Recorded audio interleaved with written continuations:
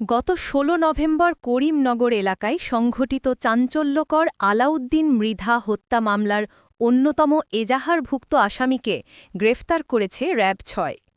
মাত্র ৪৮ ঘণ্টার মধ্যেই এ অভিযান সফল হয়েছে বলে জানিয়েছে র‍্যাব কর্তৃপক্ষ।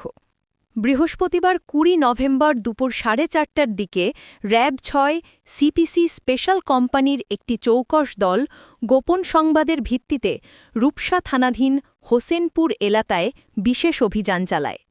এ সময় হত্যা মামলার ২ নং পলাতক আসামি মিন্টু শেখ, পিতা আলমগীর শেখ, সাং, ময়লাপোতা, থানা সোনাডাঙ্গা, খুলনা ১-কে গ্রেফতার করা হয়।